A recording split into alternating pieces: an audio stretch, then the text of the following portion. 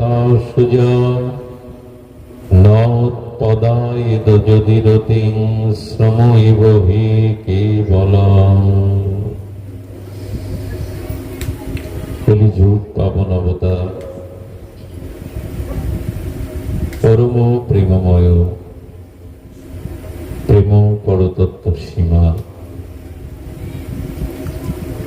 সভজন বিভজন সর্বপ্রয়োজন অবতার সার শিরোমণি,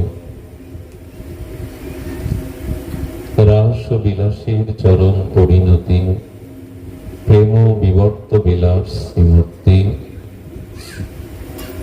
পরম করুণা বরুণালয় শ্রী শ্রী শচীনন্দন নদিয়া বিহারী শ্রী গৌরহরি, পতিত উদ্ধারণ পরম পাবন, প্রেম চিন্তামণি দাতা শিরোমণি, পরম দয়াল পরম কারণী, শ্রী শিল নিতাই চাঁদের মহা অনুকম্পায়, শ্রী শ্রী ব্রজ নবযুবদ্বন্দ্ব রাধা মাধবের অহেতুকি করুণায়,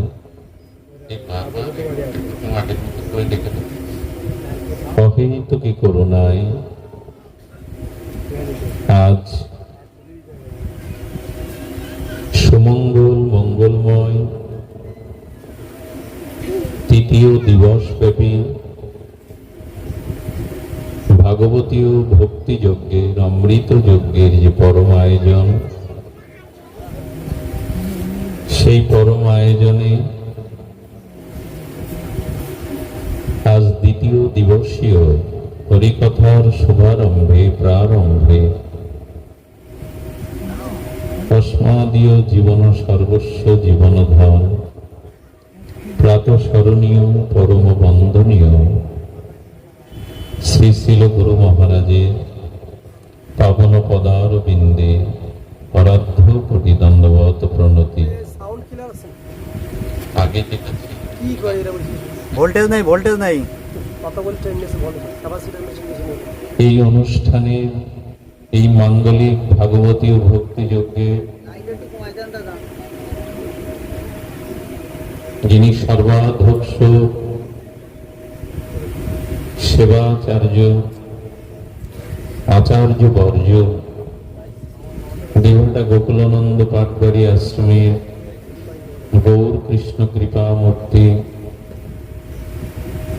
দৈন্যের বিগ্রহ, সাম্যের স্বরূপ, দেবতা গোকুলানন্দ পাটবাড়ি আশ্রমের অন্যতম রূপকার মদীয় শিক্ষা গুরু পাদ পদ্ম মত স্মরণীয় বন্দনীয় চরণ শ্রী শিল স্বপন গোস্বামী পাদ পদ্মে ভুলণ্ঠিত দণ্ডবত প্রণতি।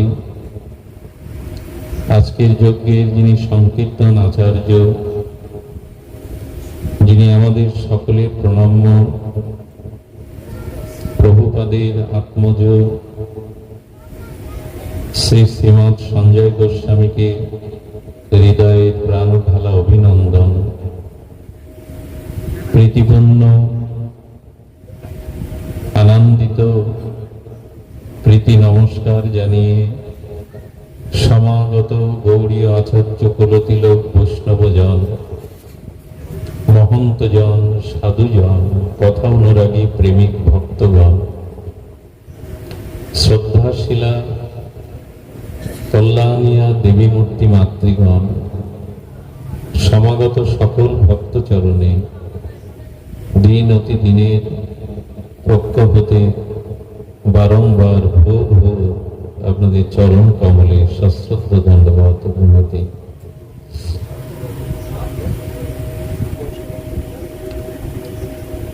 আমাদের জীবনে অবসাদ আছে, বিষাদও আছে। এই অবসাদ এবং বিষাদকে আমরা প্রসাদে প্রাপ্তির জন্য এই ভাগবত পরিমণ্ডলে এসেছি। আমাদের জীবনে অবসাদ তো আছে, বিষাদও আছে, কিন্তু ভাগবত শ্রবণ কীর্তন এমন একটি ক্ষেত্র যেখানে এলে ভগবানের নাম রূপ লীলা শ্রবণে এবং শুদ্ধ ভক্ত সঙ্গের দ্বারা সেই বিষাদ এবং অবসাদ আমাদের আনন্দময় প্রসাদে রূপান্তরিত হয়। এই জন্য এখানে বিষাদ এবং অবসাদ দূর করে হরিকথার পরম আনন্দময় প্রসাদে আজ আমরা প্রাপ্ত হওয়ার মানুষে এখানে বসেছি। রাধে রাধে। ভগবানের প্রসাদ কেন পাব? এই ভগবৎ শ্রীমণ্ডলে পরিমণ্ডলে হরিকথা শ্রবণে ভগবানের অপ্রাকৃত প্রসাদে আমাদের অবসাদ কেন দূর হবে? তবে এই জন্য ফুলের মধ্যে যেমন সুগন্ধ এবং তার সৌন্দর্য ওতপ্রোতভাবে জড়িত, ফুল এবং তার সৌন্দর্য সুগন্ধ যেমন ওতপ্রোত জড়িত, যেমন সমুদ্র আর তার তরঙ্গ, সমুদ্রই তরঙ্গ আর সমুদ্র থেকে তরঙ্গ অভিন্ন, ভিন্ন নয়। আবার চন্দ্রের যেমন চন্দ্রিমা, চন্দ্রিমার যেমন চন্দ্র, এই যেমন ওতপ্রোত। তো কলিযুগে যেখানে অমলপুরাণ ভগবানের অভিন্ন কলেবার ভাগবত সাধু সমাগমে ভাগবত শ্রবণ কীর্তন হন, সেই ভক্ত যেখানে, ভাগবত যেখানে, সেখানে ভগবানও একই সাথে উপস্থিত হন।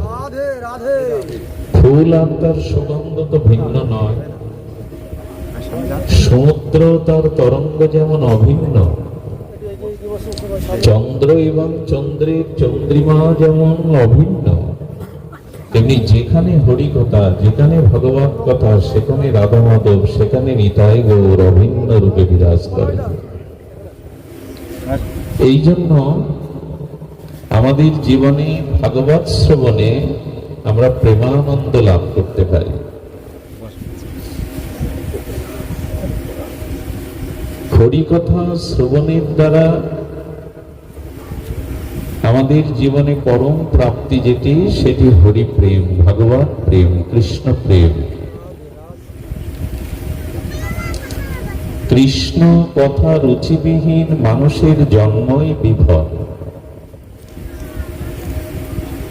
কৃষ্ণ কথা রুচিবিহীন মানুষের আয়ু লাভ, মনুষ্য জন্মপ্রাপ্তি সবই বিফল।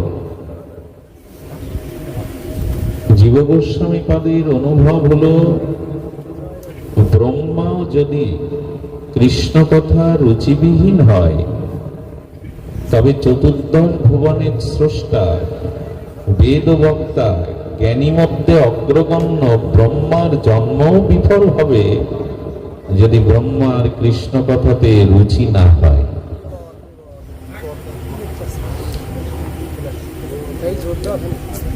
ধ্যান দিন, স্বয়ং চতুর্দশ ভুবনের স্রষ্টা, বেদবক্তা, যিনি সর্বজ্ঞ জ্ঞানী, সেই ব্রহ্মার জন্ম বৃথা হয়, জীব গোস্বামী বলছেন, যদি কৃষ্ণ কথাতে রুচি না হয়। কারণ কৃষ্ণ কথা, ভাগবত কথাতে রুচি যদি হয়, সেই ভাগবত কথা রুচির দ্বারা ভক্তের হৃদয়ে শুদ্ধ ভক্তির উন্মেষ ঘটে, প্রকাশ ঘটে।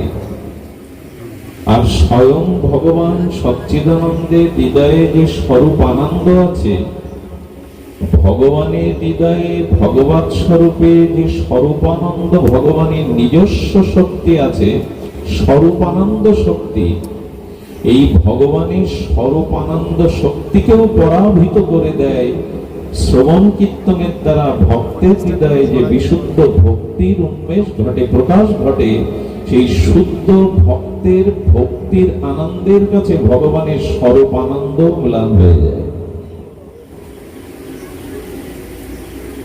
ধ্যান দিন, ভক্তের হৃদয়ে হরিকথা শ্রবণ কীর্তনের দ্বারা যে শুদ্ধা ভক্তির উদয় হয়, ওই ভক্তের বিশুদ্ধ ভক্তির আনন্দের কাছে স্বয়ং ভগবানের চিত্তে যে ভগবানের স্বরূপ আনন্দ আছে, ওই আনন্দ ম্লান হয়ে যায়। কথা রুচি, হরিকথা রুচি ভক্তের হৃদয়ে ভক্তি আনন্দের কাছে। এই জন্য ভগবান আমাদের কাছে, ভক্তের কাছে বারবার আসেন। এই জন্য এই ভক্তের হৃদয়ে ওইটুকু ভক্তির লালসা। বলে ভগবান, তোমার হৃদয়ে কি আনন্দ নাই? তুমি তো স্বরূপত আনন্দ ঘন বিগ্রহ। ভগবানের স্বরূপে তো আনন্দই বিরাজ করছে, আনন্দময় তিনি। ভগবান বললেন, আমার মধ্যে যে আনন্দ আছে, সেই আনন্দেরও কোটি গুণ আনন্দ আমাকে মোহিত করে, আমাকে আকর্ষণ করে। এই শ্রবণ কীর্তনের দ্বারা ভক্তের হৃদয়ে যে ভক্তির উদয় হয়, সেই ভক্তি আমার স্বরূপ আনন্দকেও লালসা জাগায় ভক্তের হৃদয়ে ওই ভক্তি পাওয়ার জন্য। এই জন্য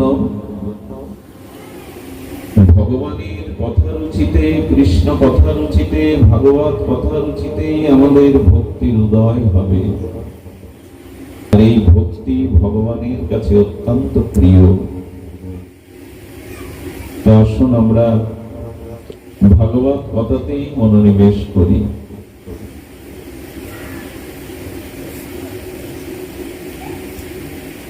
আমরা এইটুকু জেনেছি,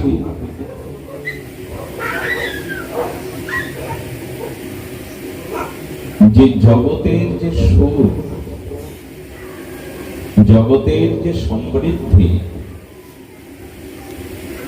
এই জগতের সুখ কখনো দুঃখের নিবৃত্তি করতে পারে না।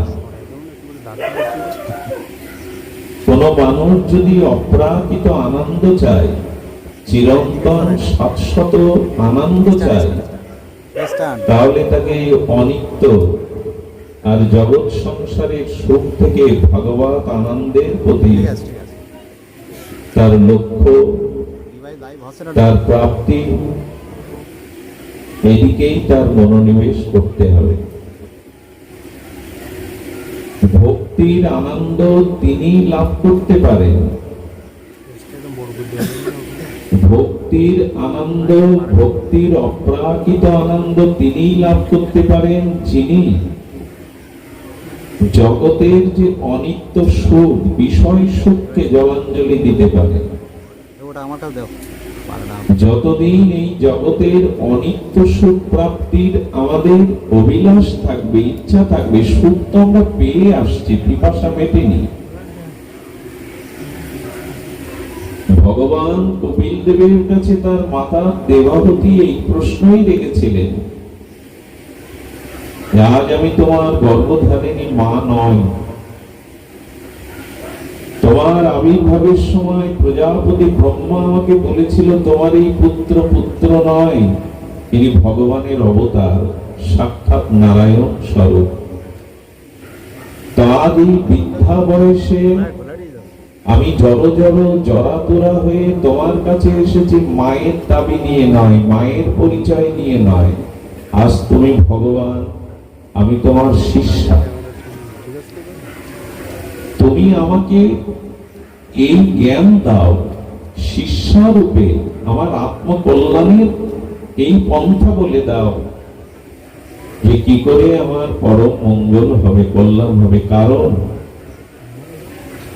আমি জগতে বহুবার জন্মেছি, বহুবার এই হৃদয়েন্দ্র দিয়ে জগতের সুখ ভোগ করেছি, কিন্তু আজ পর্যন্ত আমার সুখের পিপাসা, বিষয় বাসনার পিপাসা যায়নি। আমি দেহে বৃদ্ধা হয়েছি, জড় হয়েছি, কিন্তু আমার কামনা বাসনা বৃদ্ধ হয়নি, আমার কামনা বাসনার পিপাসা মেটেনি। তুমি বলে দাও, তুমি বলে দাও যে কি করে এই বিষয় সুখ হতে আমি পরম আনন্দ প্রাপ্ত হব। আমাদেরও জন্ম অনেকবার হয়েছে, বহুবার এই জগতে ঘর বদলেছি, স্ত্রী পুত্র বদলেছি, কোন জন্মে বা পুরুষ হয়েছি, কোন জন্মে বা রমণী হয়েছি। এই জগতের অনেক ভোগ করেছি, কিন্তু আজও পিপাসা মেটেনি। কারণ জগতের এই অনিত্য সুখ কেউ চির শান্তি পেতে পারে না, পরম আনন্দ পেতে পারে না। রাজা হোক, ভিখারি হোক, স্বর্গের দেবতা হোক, ধনী হোক, বিষয় বাসনা আজ পর্যন্ত কাউকে পরিতৃপ্ত করতে পারেনি, পারা সম্ভব নয়। এই জন্য তুমি ভগবান স্বরূপে আমাকে বলো যে আমার প্রকৃত অত্যান্তিক মঙ্গল আনন্দ আমি কি করে পাব। এখানেই ভগবান কপিলদেব বলেছিলেন, হে মাতা, আপনি পরম চরম কথা জিজ্ঞাসিত হয়েছেন, আপনার দ্বারা এখন তপস্যা যাগ যজ্ঞ শ্রম সম্ভব নয়। একটা কথা বলি, আমাদের এই বর্তমান কাল কবলিত কলিযুগে সবই অল্প, আমাদের আয়ু অল্প, আমাদের মেধা স্বল্প, আমাদের যা কিছু তা কিছু সব অল্পই, বুদ্ধি জ্ঞান আয়ু অল্পই বটে। অন্যান্য যুগের তুলনায় সত্য ত্রেতা দাপারে যে পরিচয় আমরা পাই, তার থেকে কলিযুগে আমাদের আয়ু হোক, আমাদের বিদ্যা হোক, বুদ্ধি হোক, অনেকটা সীমিত। এই অল্প পরমায়ু নিয়ে, রোগ সংকুল দেহ নিয়ে, অনিত্য সংসার নিয়ে আমাদের উপায় কি? তখনই আমাদের গৌড়ীয় আচার্যগণ বলছেন, এই বাবা কি হয় রে? গৌড়ীয় আচার্যগণ তখন বলছেন, জয় রাধে, তখন বলছেন যে যদি আমাদের আত্মকল্যাণের কথা বলতে হয়, তো সবই যখন অল্প, তখন অল্প করে আমাদের ভজন দাও, অল্প ভজনে যাতে আমরা পরম প্রাপ্ত হতে পারি। আচ্ছা, আয়ু অল্প, সামর্থ্য অল্প, মেধা অল্প, তাহলে ভজন অল্প হতে হবে। সত্য যুগের মতো তপস্যা আমাদের দ্বারা সম্ভব নয়। আমাদের দ্বারা ষোড়শোপচারে, শতোপচারে, দাপরের মতো অর্চন সম্ভব নয়। অশ্বমেধ, গোমেধ, রাজস্ব যজ্ঞ আমাদের দ্বারা আদৌ সম্ভব নয়। তাই অল্প আয়ু নিয়ে, অল্প মেধা নিয়ে আমরা আমাদের এই অনিত্য সংসারে কি করে অল্প ভজনের দ্বারা আমরা ভগবৎ প্রাপ্তি হব, পরম মঙ্গল করতে পারবো, তাই বিধান দিই। সবই যখন অল্প, তখন ভজনও তো অল্প হতে হবে। সেই অল্প ভজনে আমাদের শুধু তিনটি জিনিস করণীয়। সেই তিনটি জিনিস হলো শ্রবণ, কীর্তন এবং স্মরণ। শ্রোতব্য, কীর্তিতব্য, স্মতব্য, ইচ্ছাত অভয়ম। সুখদেব ভগবান বলছেন, পরমহংসদেব বলছেন, জীবনে অভয় যদি হতে চাও, নিশ্চয় যদি হতে চাও, তাহলে শ্রবণ, কীর্তন এবং স্মরণ, এই তিনটির আশ্রয় নাও। আর ভগবান কপিল দেব তাই মাতা দেবতীকে বলেছিলেন, সাধু সঙ্গে যাও, সাধুমুখে হরি কথা শ্রবণ করো, তাহলে অপবর্গ আসবে। পবর্গ বুঝে গিয়ে অপবর্গের দ্বারা তুমি ক্রমে ক্রমে প্রেম ভক্তি লাভ করতে পারবে। এই জন্য এই বিশেষ কলিতে আমাদের একটু লক্ষ্য করতে হবে যে ভগবান আমাকে চক্ষু দিয়েছেন পরের মন্দ দেখার জন্য না, এই চক্ষু দিয়ে পাপ সঞ্চয় করার জন্য না, আমাদের জিহ্বা দিয়ে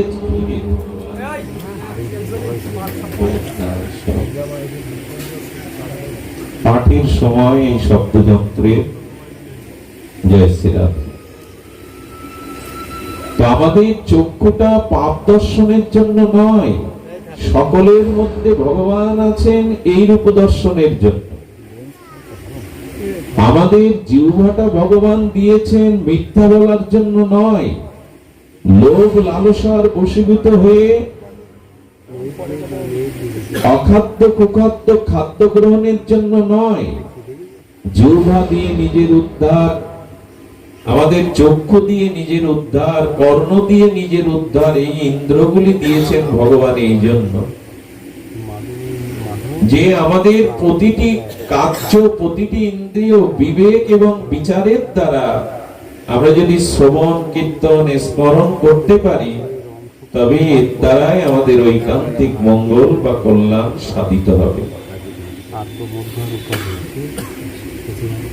কিন্তু আজ আমাদের এই যে বিবেক, এই যে বিচার, এই বিবেক বিচার আমরা জাগ্রত করতে পারছি না। দেখুন, ভক্তি, জ্ঞান, বৈরাগ্য এগুলি দুর্বল হয়ে পড়বে সাথে যদি বিবেক না থাকে। ইটের পরে একটি ইট দিলে তা দাঁড়াবে না, আপনি ধাক্কা দিলেই পড়ে যাবে। কিন্তু ইট আর ইটের মাঝখানে যদি আপনি মশলা দেন, সিমেন্ট দেন, তখন হাতি ধাক্কা দিলেও তা ধসে পড়বে না, ভেঙে পড়বে না। তেমন প্রেম, ভক্তি, বৈরাগ্য দাঁড়াতে পারবে না যদি বিবেক আপনি তার কাছে না রাখেন। এই জন্য মানুষের বিবেক জাগ্রত হওয়া দরকার, বিবেকের চেতনা দরকার। ভাগবত আমাদের তাই দেন। পরীক্ষিত মহারাজ হরিকথা শ্রবণ করে বলছেন, তক্ষককে আমি তো দেখতে পাচ্ছি না, আমি তো আমার মৃত্যুকে দেখতে পাচ্ছি না। হে পরমহংস, আপনার ভগবানের নাম রূপ লীলা কথা শুনে আমি ডাইনে বাঁয়ে সর্ববস্তুর মধ্যে আমি কৃষ্ণকে দেখছি, আমার ইষ্টদেবকে দেখছি। এমনকি তক্ষক যদি দংশনের জন্য আসে, আমি তার মধ্যেও কৃষ্ণ দেখব। আমার তো ভয় নেই, মৃত্যু ভয় আমাকে তো আর ভয় দিচ্ছে না। এই বিবেক জেগে উঠেছে ভগবৎ শ্রবণ। মৃত্যু তো দেখছি না আমি, ডাইনে বাঁয়ে সর্বক্ষেত্রে আমার ইষ্ট স্ফূর্তি হচ্ছে, আমি ইষ্টকেই দেখছি। তক্ষক যদি আমার সম্মুখে আসে দংশন করার জন্য, আমি তার মধ্যেও ভগবানকে দেখব। তক্ষককেও আমি, মৃত্যুকেও আমি আর ভয় পাই না। আসুক তক্ষক, দংশন করুন, কিন্তু সর্বময় আমি ভগবানকে দেখছি। এই বিবেক, এই চেতনা পরীক্ষিত মহারাজের জেগে উঠেছিল ভগবৎ শ্রবণে। এই জন্য শ্রবণাঙ্গ ভক্তির দ্বারা আমাদের ভেতরে এই অভয় যেটি, সেই অভয় আসবে। আসবে কবে? যাবে বিবেক জাগ্রত হবে।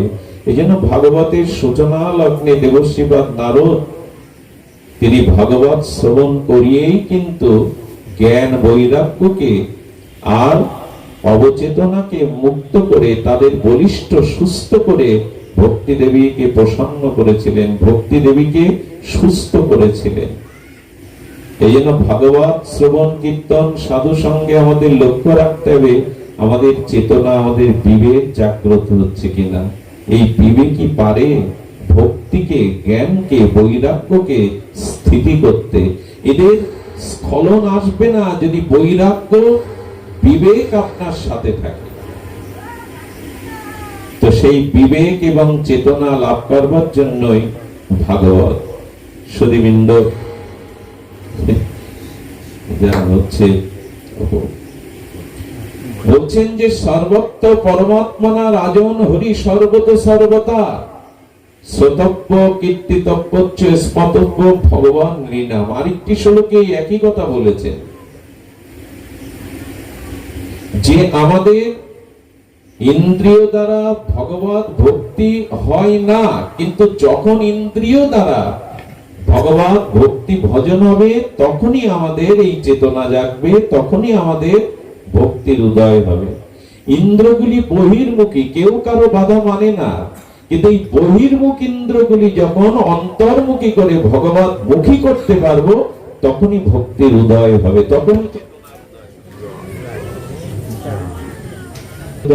তখনই প্রকৃত মঙ্গল হয়। এই জন্য একটি উদাহরণ আমাদের সহজে বোধগম্যতা আসে। মাটিতে যদি চাউল বপন করে, সেই খোসা উন্মুক্ত চাউল মাটিতে বপন করলে তার অঙ্কুর হয় না, হয় কি?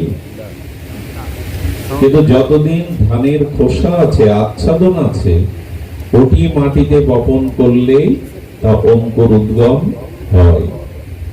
এই জন্য মানুষ যখন তার বিবেককে জাগ্রত করতে পারে, ভাগবত শ্রেতনা, যে স্মরণ, ভগবানের শ্রবণ কীর্তন, স্মরণ মনন অষ্টনাদি যে কোনো একটি ভক্তি অঙ্গকে যদি অনুরাগে শ্রদ্ধাশীল হয়ে সে যাজন করে, অষ্টন করে, তখন বিবেকের দ্বারা তখন এই মায়ার যে খোসাটা ইন্দ্রিয় ভোগের জন্য, যে তার অবিদ্যার খোসাটা উঠে গেলে তখন তার দ্বারা আর ভোগ বাসনার অঙ্কুর উদ্গম হয় না।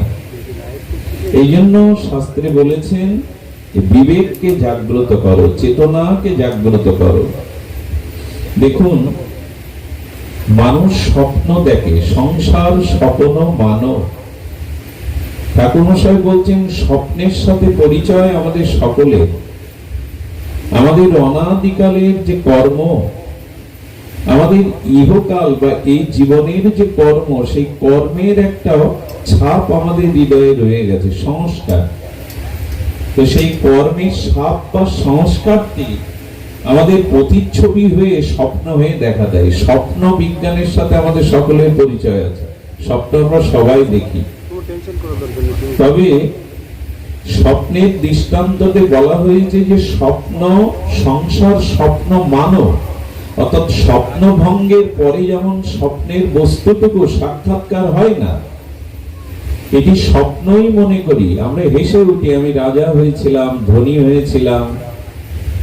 তো নিশীতে স্বপ্ন ভঙ্গ হলে যেমন স্বপ্নটার সত্য মনে হয় না, তেমনি চেতনা জাগ্রত হলে, ভগবত স্মৃতি জাগ্রত হলে তখন মনে হয় সংসারটা স্বপ্নই, এটা সত্য ভাবা ভুল হয়েছে, এটি প্রতিচ্ছবি।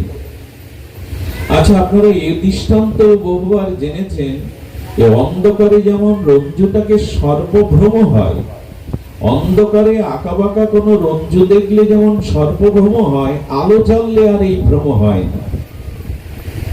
আপনি আজকে ভাগবত শ্রবণে গৃহে ফিরতে গিয়ে ওই রজ্জুটাকে সাপ দেবে ভয় পেয়েছিলেন, কিন্তু পরক্ষণে আপনার পথচারী কেউ আলো জেলে বললো এটা সাপ না, এটা আঁকাবাঁকা রজ্জু পড়ে আছে, দড়ি পড়ে আছে। আচ্ছা, আগামীকাল ভাগবত শ্রবণে যেতে গিয়ে ওই স্থানে ওই একই দড়ি দেখলে আজকের মতো ভয় পাবেন কি? আপনি জেনে গেছেন আমি কাল দেখেছি এটা সর্প নয়। মানুষের বিবেক যখন জাগ্রত হয় তখন সে বুঝতে পারে এই সংসারটাই মায়া দ্বারা স্বপ্নের, এই স্বপ্নটা সত্য নয় এবং এই দড়িটা সর্প নয়, তার এই উপলব্ধি হতে থাকে। এই জন্য শাস্ত্রে বলছেন যে জ্ঞানীগণ, সাধকগণ, অনুরাগীগণ জেগে আছেন, তারা মোহনিদ্রায় অবিদ্যায় ঘুমিয়ে নেই। এই জন্য আমাদের উচিত ভাগবত শ্রবণের দ্বারা। তবে দুঃখের বিষয় হলো, এখান থেকে 5 বছর আগে কে আমাকে কোন অপমান সূচক কথা বলেছিল সেটা হৃদয়ে আমি জমিয়ে রেখেছি। কিছু মনে নেবেন না। কোন ভালো সিনেমা, কোন নাটক যেটা খুব মনে ধরে যায়, আমাদের জীবনের সাথে কোথাও না কোথাও সুখ দুঃখের অনুভূতিতে মিলে যায়, 2-5 বছর পরে সেই সিনেমার গল্প অনেকের মনে থাকে। 5 বছর আগে অপমান করা সেই বেদনাটা এখন আমি বুকে পুষে রেখেছি। 10 বছর আগে চলচ্চিত্র নাটকের সেই ঘটনাগুলো এখন আমি বলতে পারি যা দেখেছি। সংসারের কত কথায় আমাদের মনে থাকে, অথচ ভাগবত শ্রবণ করে গিয়ে আমরা আগামীকাল এই ভাগবত বিষয়গুলো মনে রাখতে পারি না। এই যে স্মৃতি, ভাগবত স্মৃতি, সৎ স্মৃতি, সুমেধা, এটাই আমাদের বড় অভাব। এর অভাব এই জন্য যে আমরা যথাযথ রূপে আমাদের চিত্তকে শ্রদ্ধার সহিত হরিকথা গ্রহণ করি না। হরিকথা শ্রবণ করলেও তার মনন করি না, তার তার ধ্যান করি না। হরিকথা চিন্তন ব্যতীত, ধ্যান ব্যতীত কি শ্রবণ করলাম, সেটি যথাযথ রূপে যদি ধ্যান না করি, চিন্তন না করি, তাহলে আমার বিবেক জাগবে না, আমি জাগ্রত হতেও পারবো না। এই জন্য আমাদের যে ছায়াটা পড়ে, ছায়ার সাথে আমাদের কায়ার এই দেহের ধর্ম এক নয়। আপনার যে রক্ত মাংসের প্রপঞ্চময় দেহ, এই দেহকে এবং এই দেহের যে ছায়া, আপনারই দেহ থেকে ছায়াটা পড়েছে, না আপনি ছায়ার ধর্ম আর কায়ার ধর্ম এক নয়। এ দেহের ক্ষুধা তৃষ্ণা আছে, ছায়ারটা নাই। এ দেহের সুখানুভূতি, দুঃখানুভূতি, ব্যথা অনুভূতি আছে, কিন্তু ছায়াকে পেটালে, ছায়াকে প্রহার করলে তার ব্যথা অনুভূতি নাই। এই জন্য এই সংসারটা যে ছায়ার মতো, এই শরীরটা, এই সংসার সবকিছু যে মায়ার দ্বারা, এটি ছায়া, এটি কায়া নয়, এটি সত্য নয়, এটি স্বপ্ন নয়, এই উপলব্ধি ভাগবত করিয়ে দেয়।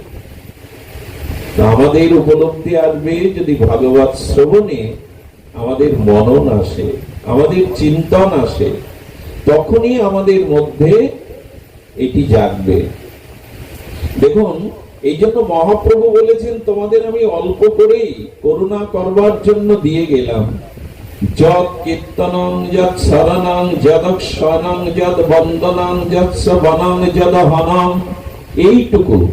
যৎ কিঞ্চিত অনুসন্ধান করো, আমার নামকে, আমার লীলাকে, আমার ধামকে তুমি যৎ কিঞ্চিত অনুসন্ধান করো। দেখুন, যৎ কিঞ্চিত শব্দ দিয়েছে।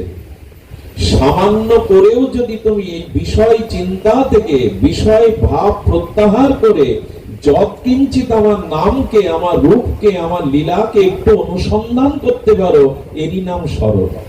যৎ কিঞ্চিত, বেশি নয়। মনকে ভগবানের নাম, ভগবানের অসমাদ্য রূপ লীলার সাথে একটু অনুসন্ধান করো। এই অনুসন্ধান যখনই করবে, স্মরণ যখনই আসবে, যখন কীর্তন আসবে, তখনই এটি হবে মঙ্গলময়। কাম বা কামনা বা আসক্তি, এটি দূর হবে কীর্তনের দ্বারা, স্মরণের দ্বারা, আর ভগবত মননের দ্বারা। দেখুন, বলছেন তপস্বিদ নাদপরা যশস্বিন যশস্বিন মনোবিদ্যা সুমঙ্গলা। ভগবানের নাম, রূপ, যশ সামান্য অনুসন্ধান, চিন্তন, ভাবনা, শ্রবণ করলেই বলেন সুমঙ্গলা, সবকিছু মঙ্গলময় হয়ে যাবে, কল্যাণময় হয়ে যাবে। সূর্য উদিত হলে যেমন আধার দূরীভূত হওয়ার জন্য আর বল প্রয়োগ করতে হয় না, অস্ত্র প্রয়োগ করতে হয় না, সূর্য উদয় হলে যেমন স্বাভাবিকভাবে আধার দূর হয়, তেমনি সামান্যতম ভগবানের নাম, রূপ, লীলা, শ্রবণ, স্মরণের দ্বারা তোমার অনাদিকালের অবিদ্য অন্ধকার দূর হবে। অন্য কোনো চেষ্টা সম্ভব নয়। স্মরণ করো, মনন করো, ভগবানের চিন্তা করো। এই জন্য ভগবান মঙ্গলময়, তার নাম, রূপ, লীলা, স্মরণ সবই মঙ্গলময়। এই মঙ্গল ছেড়ে আমরা কোন অমঙ্গলের পথে চলেছি? মায়ার কি বৈভব, মায়ার কি দুর্ধর্য শক্তি! আমরা এই মঙ্গলকে ছেড়ে, কল্যাণকে ছেড়ে আজ বিপদগামী হতে চলেছি। তাই ভাগবত প্রথমেই শিক্ষা দিচ্ছেন যে দেখো, ভগবানকে স্মরণে আনো, ভগবানের সংকীর্তনে আনো। এই কীর্তন এবং স্মরণ এটি অল্প করেই মহাপ্রভু আমাদের দিয়েছেন।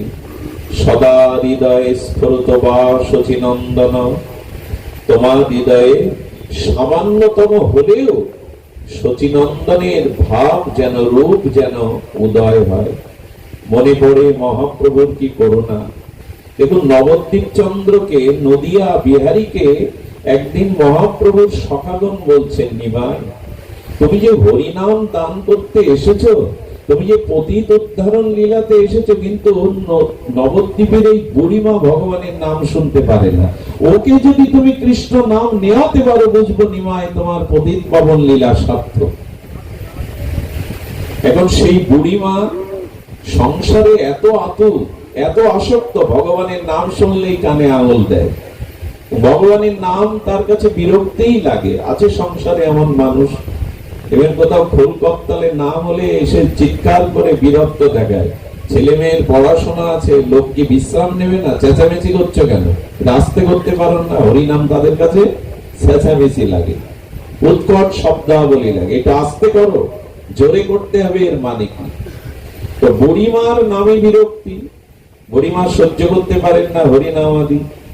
তো নিমাই প্রথমে তার কাছে গিয়েছে, বুড়িমা।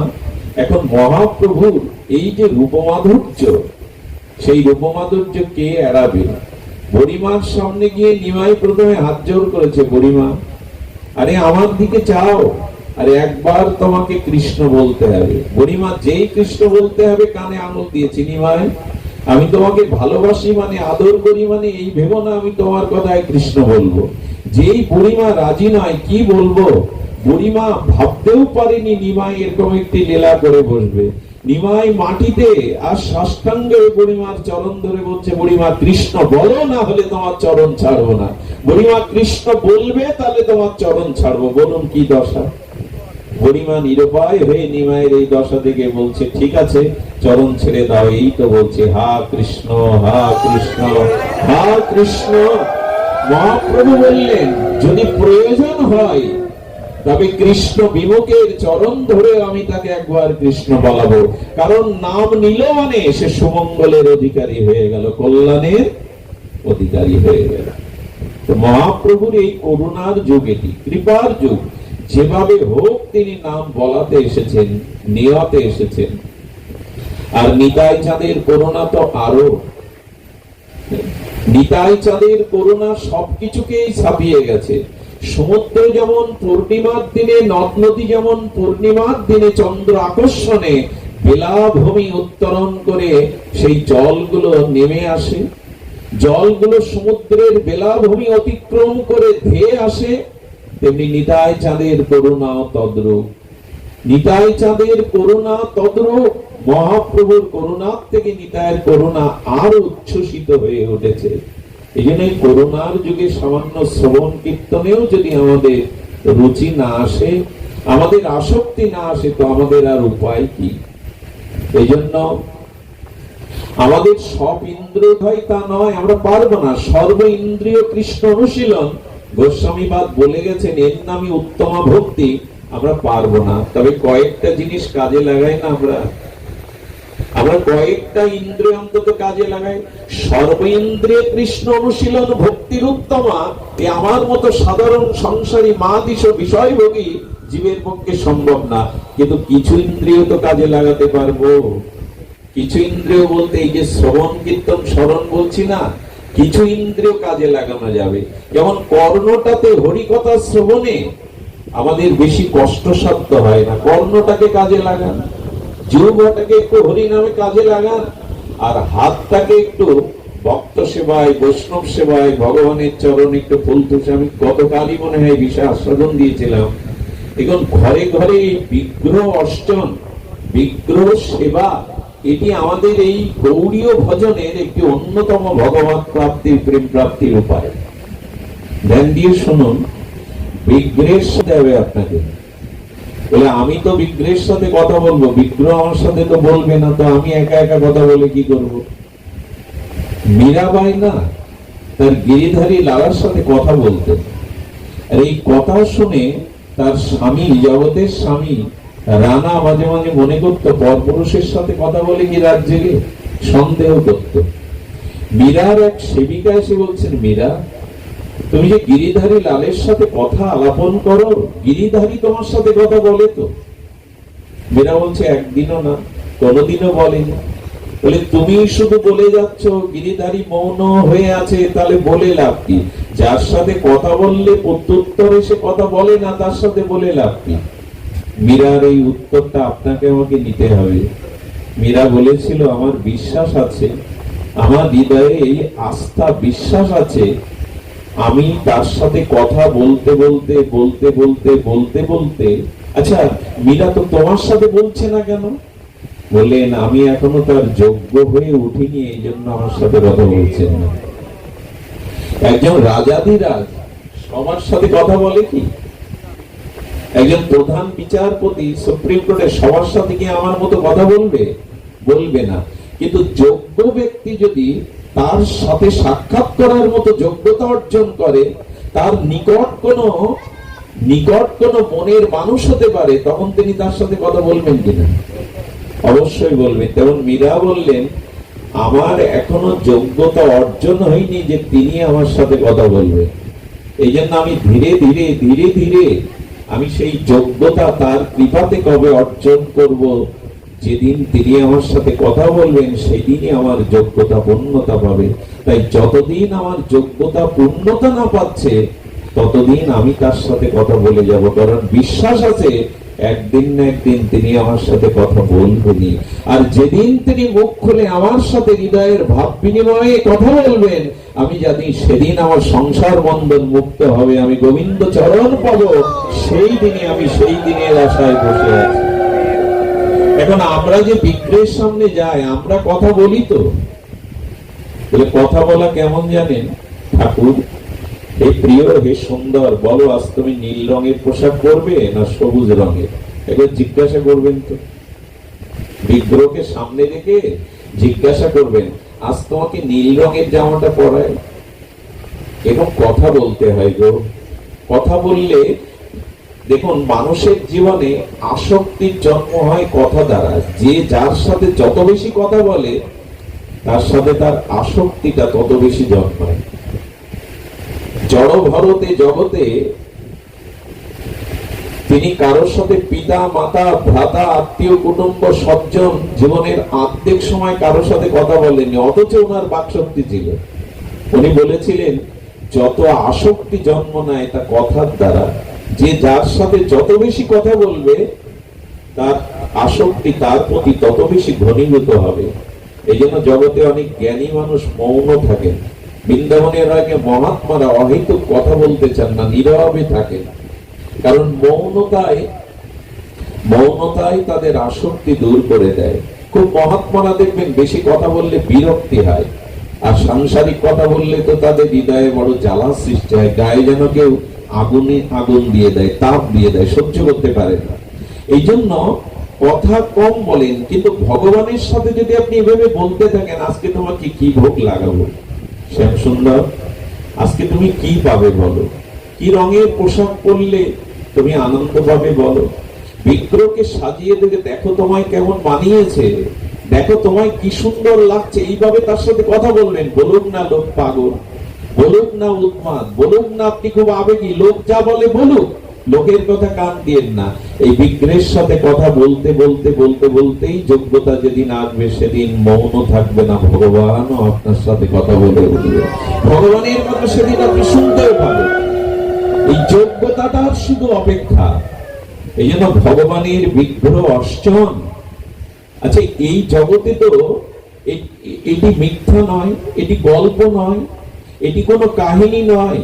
এই জগতের মাটি দিয়েই তো সাক্ষী গোপাল হেঁটে এসেছিলেন।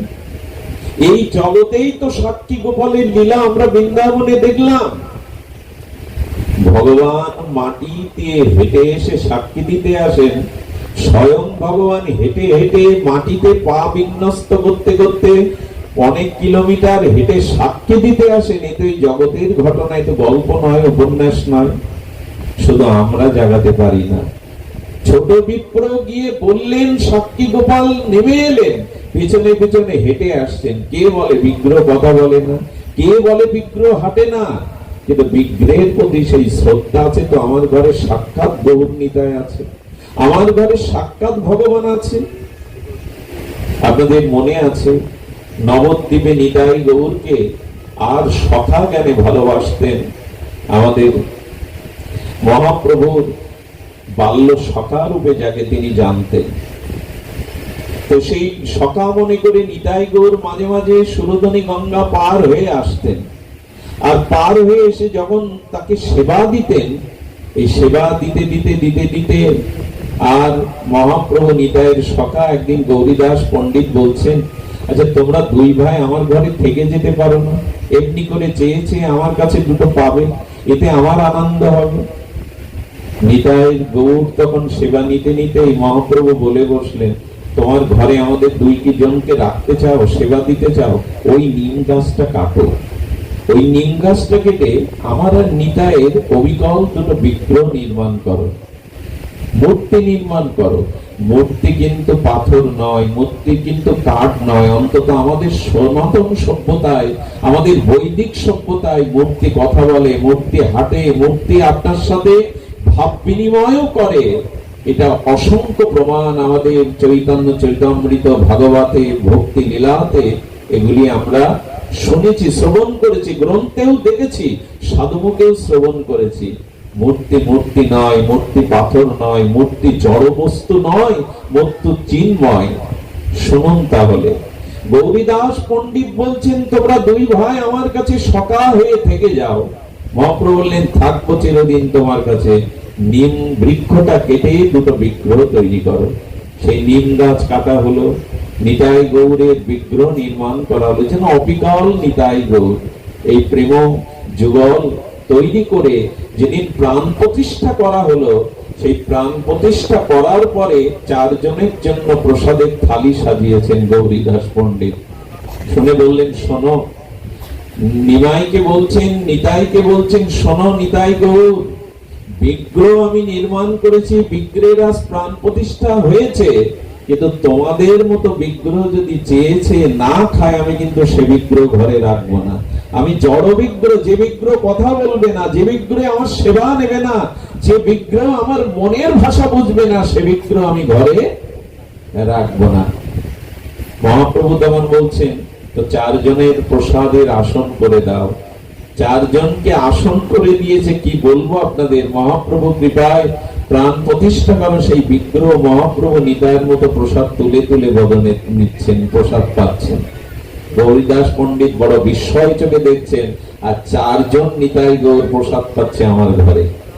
প্রসাদ পাওয়ার পরে, আসপন দেওয়ার পরে গিয়ে বললেন, আমি একটু অঙ্গ টিপে দেখবো তোমার মতো কোমল নরম কিনা, যদি না হয় সে বিগ্রহ রাখবো না।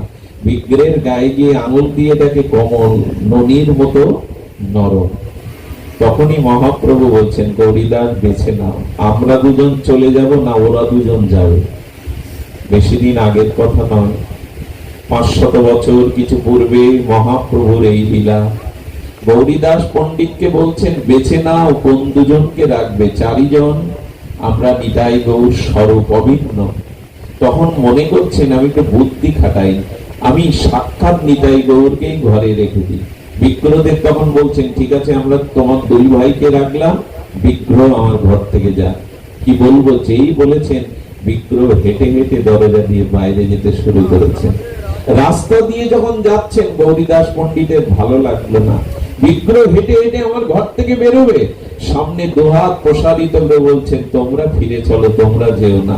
আবার যখন বিগ্রহ নিতাই গৌর ফিরে এসেছেন আসনে, তখন নিতাই গৌর সাক্ষাৎ বলছেন তবে এবার আমাদের বিদায় দাও। 2 জন 4 জন সাক্ষাৎ অভিন্ন, কাকে রাখবে দেখো। বিগ্রহকেই রেখে দিলেন।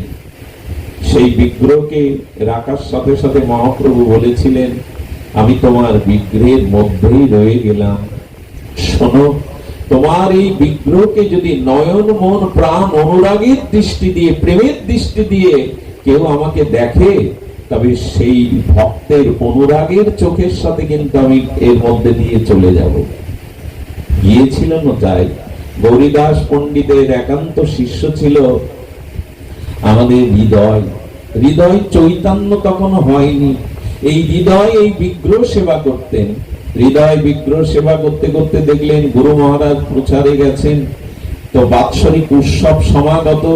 তখন গুরুদেবকে স্মরণ করে মনে মনে গুরুদেবের আজ্ঞা প্রার্থনা করে আশীর্বাদ নিয়ে তিনি উৎসব শুরু করেছিলেন। উৎসবের মধ্যে যখন গৌরীদাস পণ্ডিত ফিরে এলো, তখন দেখছে বাহ, গুরুদেবকে লাগলো না, আচার্য লাগলো না, আমার শিষ্য উৎসব শুরু করে দিয়েছে। মনে মনে ক্ষুণ্ণ হয়ে বললেন হৃদয়, তাহলে গুরু লাগলো না, গুরুর আদেশ নির্দেশ লাগলো না। বললেন তিথি অতিবাহিত হচ্ছিল, এ পরমারাধ্য। আমি মনে মনে মানুষে আপনার আশীর্বাদ স্মরণ করেই উৎসব শুরু করেছি। যখন বললেন গুরু আজ্ঞা বিনা, গুরুর উপস্থিতি বিনা শুরু করেছে, যাও, আমি তোমার মতো শিষ্যের এখানে স্থানে দেখতে চাই না, নয়ন সম্মুখে তুমি চলে যাও। গুরুদেব পরীক্ষা করবার জন্য যখন বললেন, হৃদয় চোখের জলে চলে যাচ্ছে। আর গৌরীদাস পণ্ডিত তার বিগ্রহ মন্দিরে গিয়ে, গর্ভ মন্দিরে গিয়ে দেখে গর্ভ মন্দিরে নিতাই গৌর বিগ্রহ আর ওখানে নাই। উনি মনে করলেন আমি ওকে তাড়িয়ে দিয়েছি, বিগ্রহ চুরি করে নিয়ে যাচ্ছে না তো সাথে। দৌড়ে গিয়ে বলছে দাঁড়াও হৃদয়, বিগ্রহ কোথায় রেখেছো? আমার শ্রীমন্দিরে গর্ভ মন্দিরে তো বিগ্রহ নাই। বলে বিগ্রহ তো আমি নেইনি। বিগ্রহ নাওনি, কোথায় লুকিয়েছ বলো? যেই গৌরীদাস পণ্ডিতের দৃষ্টি হৃদয়ের দিকে পড়েছে, দেখছেন তার বিগ্রহ নিতাই গৌর হৃদয় মাঝে উদিত হয়ে ওখানে হাস্যোজ্জ্বল, তার হৃদয়ে দেখতে পেলেন ওখানে নৃত্য করছে নিতাই গৌর। হৃদয়ে যখন নিতাই চৈতন্যকে দেখলেন, সেই দিন থেকে হৃদয়ের নাম হয় হৃদয় চৈতন্য।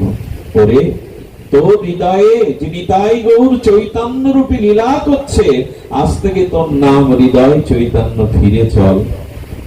হয় বিগ্রহকে এমন সাক্ষাৎ বিগ্রহ গৌরীদাস পণ্ডিতের ঘরে যে তাকে দর্শন করলেই নয়ন মাঝে প্রেম দৃষ্টি অনুরাগ দিয়ে দেখলে তার সাথে বিগ্রহ বিদায় নেয়। আর এই ঘটনার সাক্ষী হয়েছিলেন মহাপ্রভু অপ্রকাটের পরে। এবারও হৃদয় বিদারক দৃশ্য, হৃদয় ভাঙার কথা। মহাপ্রভুর অপ্রকাটের সংবাদ শুনে বহুদিন যখন সচিমা আর নিমাইয়ের খোঁজ পায় না, কোন ভক্তগণ এসে অন্তর্মনা গম্ভীরার মধ্যে গম্ভীরানাথের সংবাদ যখন সচি পায় না, সচিমার প্রাণ বড় ব্যাকুল হয়ে গেল। নিমায়ের অন্তর্ধানের কথা শুনে 48 বছর প্রকট লীলায় ছিলেন মহাপ্রভু।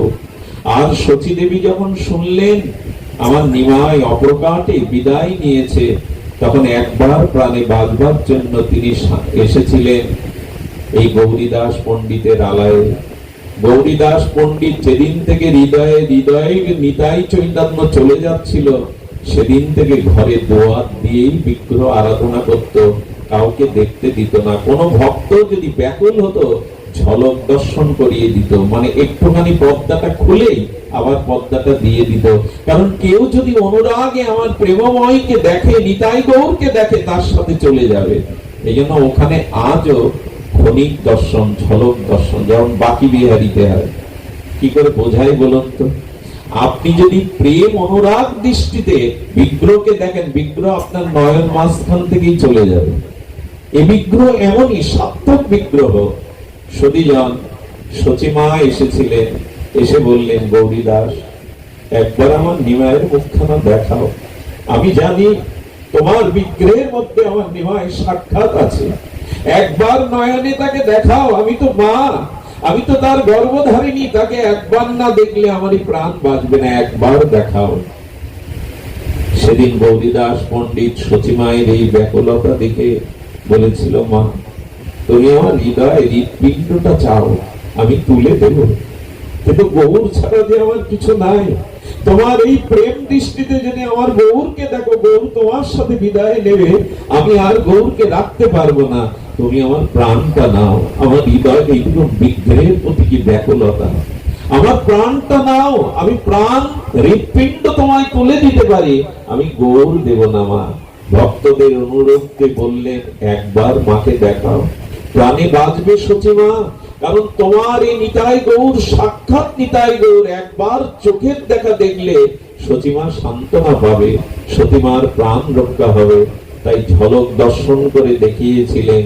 আর সচিমা দেখেছিলেন সত্য সত্যই গৌরীদাস পণ্ডিতের ঘরে আমার নিতাই চৈতন্য দাঁড়িয়ে আছে।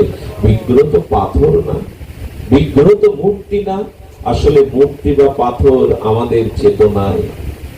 আমরা যতদিন তাকে সচ্চিদানন্দময় না মনে করতে পারবো, এই বিগ্রহ সেবা, এই বিগ্রহ অর্চন আমাদের গৌরীয় বৈষ্ণবের একটি অন্যতম উপাসনা, ভগবত প্রাপ্তির, প্রেম প্রাপ্তির উপায়। আপনারা বিগ্রহের লীলা, রহস্য, তত্ত্ব বহু সাধু মুখে বহুবার শুনেছেন। এই বিগ্রহ ঘরে যাদের আছে, অনুরোধ করব তাকে একটু চিন্ময় জ্ঞানে, সাক্ষাৎ জ্ঞানে ভালোবাসা দিন। দেখুন, রাধারানী গোবিন্দকে বলেছেন, খুব মার্মিক কথা, রাধারানী গোবিন্দকে বলছেন, তুমি তো নিরাকার, তুমি অখণ্ড, নির্গুণ, নির্লীল, পরম ব্রহ্ম। তুমি এই নির্গুণ নির্লীল অবস্থায় থাকলে জীব তোমাকে পাবে না। তুমি জীবের প্রতি করুণা করে সাকার মূর্তি নাও। এই দেখুন ভগবানের করুণাটা দেখুন। ভগবান ছিলেন নিরাকার, নির্লীল। সেই নিরাকার, নির্গুণ, নির্লীল ভগবান রাধারানীর কথাতে কৃপা করবার জন্য তিনি সগুণ সাকার হলেন। আচ্ছা, জল তো কোনো আকার নয়, জলের কোন চৌকোন বিশিষ্ট কোন আকার, জলটা চৌকোন কোন পাত্রে রেখে যদি ঠান্ডা মেশিনে দেওয়া হয়, জলটা তখন বরফ হয়ে যায়। জল আর বরফে তো ভিন্নতা নাই, স্বরূপ তো জল এবং বরফ এক। জলের আকার নাই, মূর্তি নাই, কিন্তু জলটা শীতলীকরণে একটা মূর্তি নিয়ে নেয়, বরফ নিয়ে নেয়। যেমন ভগবান জীবকে করুণা করবার জন্য সেই নির্গুণ ভগবান, নিরাকার ভগবান, তিনি সাকার মূর্তি, সচ্চিদানন্দ মূর্তি নিলেন। আচ্ছা, এতে নিরাকার ভগবান যে সাকার হলেন, একে ভগবানের ভগবানত্ব মহিমা কি ক্ষুণ্ণ হলো? বলে ক্ষুণ্ণ হলো না, বরঞ্চ মহিমা আরো ব্যাপক হলো। দেখুন, নিরাকার ভগবান বা সাকার ভগবান, এই দুটিতে ভেদ নাই, কিন্তু নিরাকারবাদীরা সাকারকে মূল্যায়ন করতে চায় না। নিরাকারবাদীরা বলে শ্রেষ্ঠ উপাসনা হলো ধ্যানের দ্বারা সেই নিরাকার নির্গুণ ব্রহ্মের উপাসনা করা। কিন্তু তুলসীদাস গোস্বামী বললেন দুই ক্ষেত্র দুটি সম। আচ্ছা, আপনি যদি গাভীর দুধকে পাত্রে রাখেন, আলাদা আলাদা পাত্রে, তবে বলবেন কলসির দুগ্ধ কলসিতে আছে, বালতির দুগ্ধ বালতিতে আছে। আমরা যখন ওকে ওই উচ্চারণ করি তখন বলছেন ওই বালতির দুগ্ধ থেকে আমাকে দুগ্ধ দিন, কলসির দুগ্ধ থেকে আমাকে দুগ্ধ দিন। পাত্র কলসি হলেও, পাত্র বালতি হলেও দুধ তত্ত্ব কি আলাদা? কলসির দুধ বালতির দুধ বলে ডাকতে পারেন, ওটা পাত্রের গুণ, পাত্রের স্বরূপ।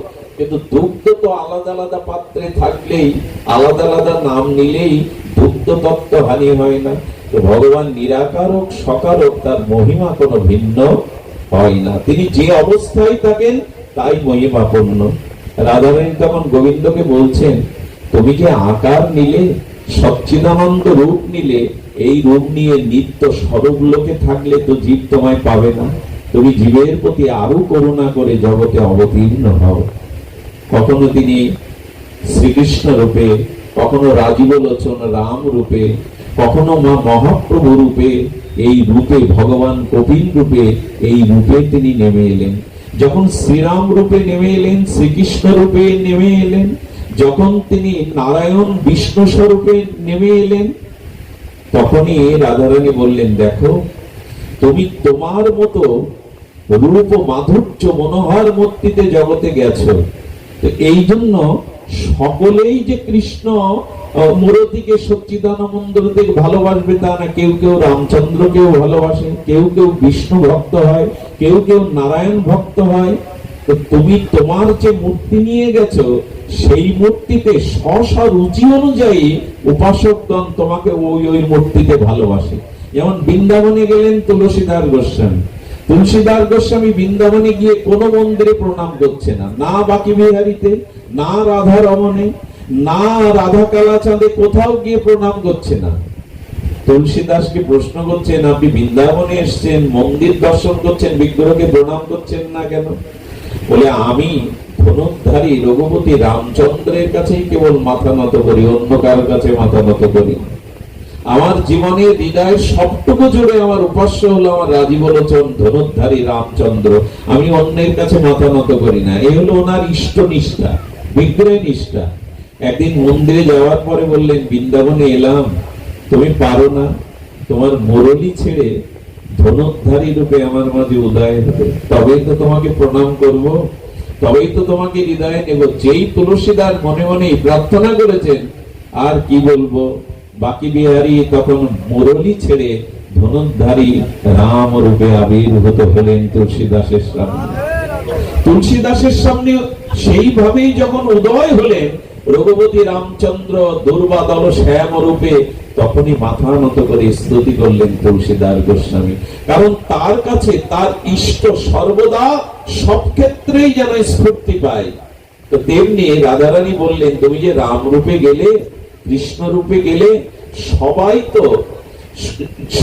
তো সেই রূপে তোমাকে দর্শন করলো না। তুমি অযোধ্যাতে গেছো, তুমি মথুরা মন্ডলে গেছো, সবাই তো তোমাকে ওভাবে পাইনি। তবে এক কাজ করো, তুমি আরো জীবের প্রতি করুণা করো। তো কি করুণা করবো?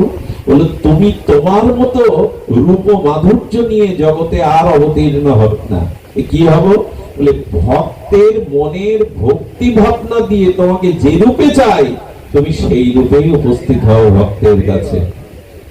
আগে তুমি রাম রূপে কৃষ্ণ রূপে এসেছো তোমারই সচ্চিদানন্দ স্বরূপ রূপে, এখন তুমি তোমার মনোমত রূপ নিয়ে যেও না, ভক্তের ভক্তি মাধুর্য মিশিয়ে তোমাকে যে রূপে চায় তুমি তার কাছে সেই রূপেই উদয় হও। আর সেখান থেকে সৃষ্টি হলো এই বিগ্রহে। যে বিগ্রহ আপনার মনের অনুরাগে আপনার মনোহর মনে হয়, সুন্দর মনে হয়, আপনি সেই বিগ্রহকে ভগবানের নানান রূপ নানান লীলা, তো যে রূপ আপনার ভালো লাগে সেই রূপেই বিগ্রহ রূপে গোবিন্দ ঘরে এসেছেন, স্বয়ং ভগবান ঘরে এসেছেন। রাধারানীকে বললেন এবার হলো তো, আমি সবার ঘরে ঘরে উপস্থিত হয়েছি কৃপা করব বলে, প্রেম নেব বলে, ভাব বিনিময় করব বলে।